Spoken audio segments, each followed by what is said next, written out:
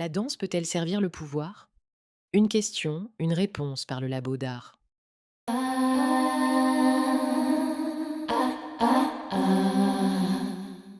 Dans l'épisode précédent, nous avons vu que la danse peut porter un discours politique de plusieurs manières, en glorifiant un pouvoir, en refusant des normes ou en dénonçant une injustice.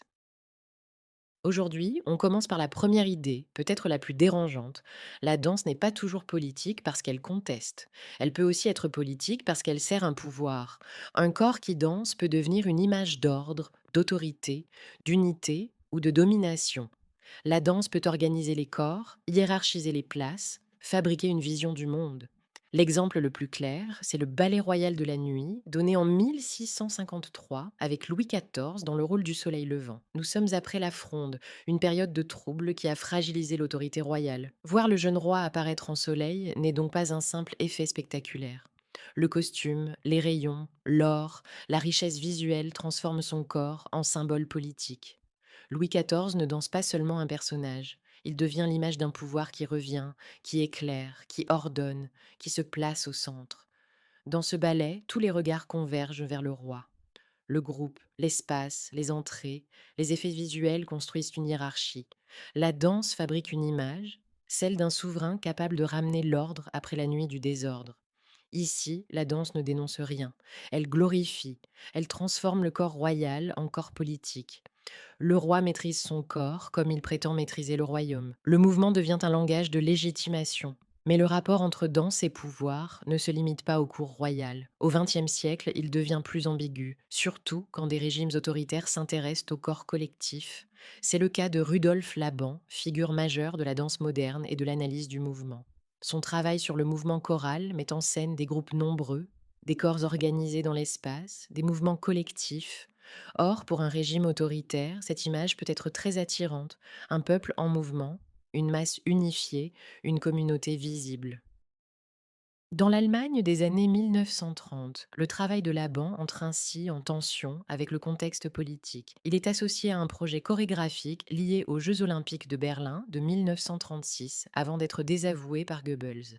Ce cas est important parce qu'il n'est pas simple. Le mouvement choral peut donner l'image d'une unité collective, mais il ne se réduit pas forcément à l'obéissance. Chez Laban, le groupe peut aussi laisser une place à l'expérience individuelle, à la diversité des dynamiques, à une recherche sur l'espace, le poids, le temps et l'énergie. C'est précisément cette ambiguïté qui dérange. Le pouvoir voudrait une image claire, lisible, idéologiquement conforme.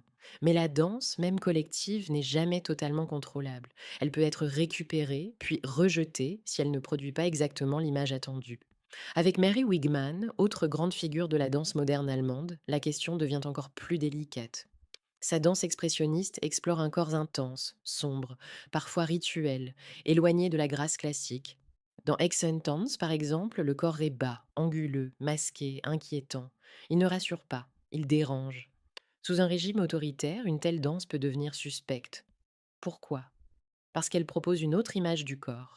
Un corps expressif, intérieur, ambigu, traversé par des forces qui échappent à l'idéal officiel. Le cas de Mary Wigman doit être abordé avec prudence. Il ne s'agit pas d'en faire un exemple simple d'opposition ou d'adhésion. Son parcours montre plutôt comment un pouvoir peut surveiller, tolérer, récupérer ou réorienter les formes artistiques. La danse devient politique parce qu'elle est observée par un régime qui veut décider quels corps sont acceptables. Ces trois références montrent donc une idée essentielle. Le politique en danse n'apparaît pas seulement dans la contestation. Dans le ballet royal de la nuit, la danse glorifie le pouvoir monarchique. Avec Rudolf Laban, le corps collectif devient un enjeu idéologique. Avec Mary Wigman, la liberté expressive du corps devient un problème politique pour un pouvoir qui veut contrôler les formes. Alors oui, la danse peut servir le pouvoir. Elle peut fabriquer une image d'autorité, organiser une communauté, représenter une idéologie ou mettre les corps sous surveillance. Mais elle révèle aussi quelque chose de plus profond.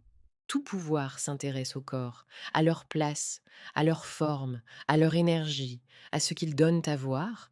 Et c'est pour cela que la danse est politique, parce qu'elle montre comment une société rêve, contrôle, glorifie ou craint les corps en mouvement.